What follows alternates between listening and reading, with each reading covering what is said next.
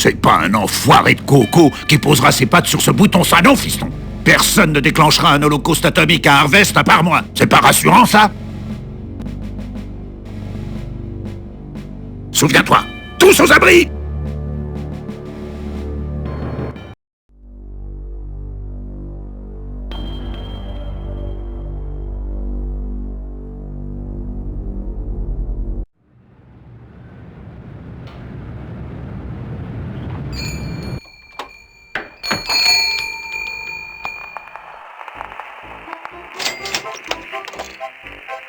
Un magazine olé olé. Oh Steve, ça m'étonne de toi. De la part de l'agent Loomis, ça ne m'étonne plus. Mais de toi, il est toujours là à poser ses doigts graisseux sur mes journaux.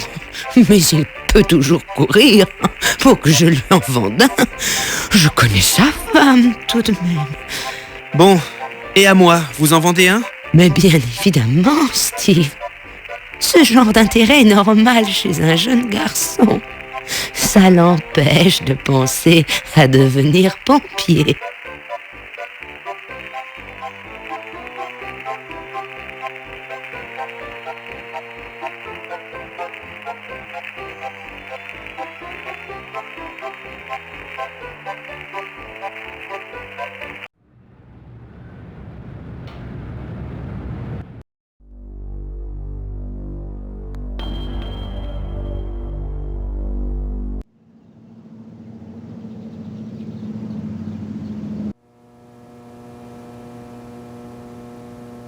Hé, je peux t'aider, petit? Vous êtes le shérif? Non, je suis l'agent Loomis.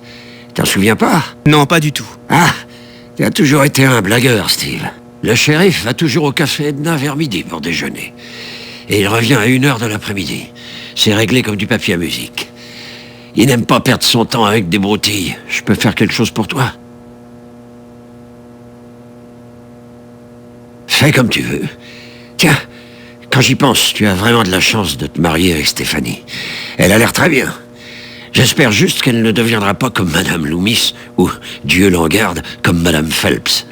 Les femmes bien peuvent parfois être inflexibles sur les besoins des hommes. Tu verras.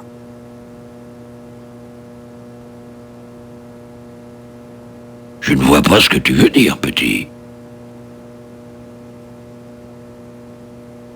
Bon Dieu. J'aimerais bien avoir quelques-unes de ces photos. Olé, olé. Mais Madame Loomis ne me laisse pas les garder à la maison. Je me rappelle une fois où elle m'avait surpris tenant ces photos d'une main. Elle m'a cogné à coups de balai. J'ai hurlé comme un chien. Le balai s'abattait sur moi. Il y avait de la paille partout. Et du sang. Du sang et de la paille. Je pleurais tellement... Et ça faisait si mal que j'ai dû ramper jusqu'à la porte, tout nu, avec toutes ces énormes araignées qui me piquaient. Mon derrière à l'air, et partout ailleurs. Je te le demande, est-ce que c'est une façon de traiter un homme? Mais Madame Phelps et le shérif ne me facilitent pas la vie, eux non plus. Je me rappelle une fois où elle m'avait surpris, tenant ces photos d'une main.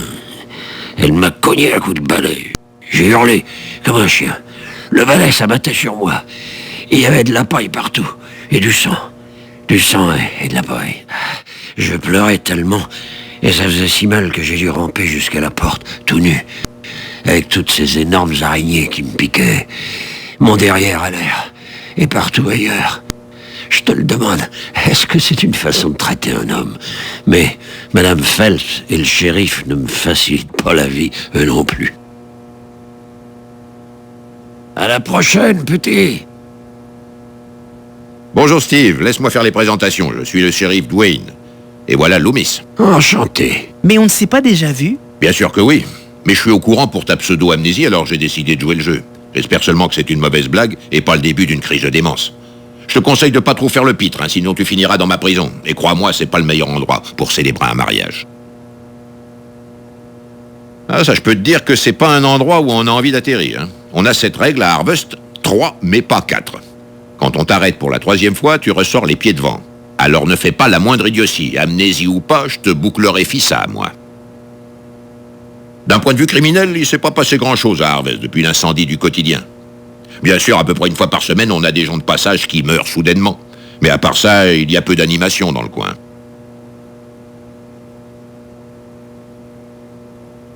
Mais si, tu te souviens, l'immeuble du Sentinelle a brûlé il y a 6 mois. C'est ce que je vous dis, shérif. Je ne me souviens de rien. Pourquoi ne voulez-vous pas croire que je suis amnésique? Tu as toujours été un blagueur, Steve. Bon, en tout cas, les pompiers disent que l'incendie est criminel, mais moi, j'ai jamais pu mettre la main sur le responsable. Mais nous avons quand même la bonbonne de gaz qui a été utilisée. Elle est dans notre pièce à conviction. Je veux dire, là où on met les indices. Loomis, bon sang, c'est top secret. Combien de fois va-t-il falloir que vous me disiez de me taire, patron? Désolé. Vous avez une bonbonne de gaz comme preuve? Vous avez relevé les empreintes? Hé, tu regardes trop la télévision, Steve. C'est impossible de faire ça sur un objet rond. Non, elle reste là bien tranquillement à prendre la poussière, aussi propre que le jour où on l'a trouvée. Si un jour j'ai besoin d'une bonbonne de rechange, de toute façon cette affaire est close, Steve. Loomis que tu vois ici est mon bras droit. Sans lui, il me serait difficile de pacifier cette ville. Ou du moins de déjeuner tranquille.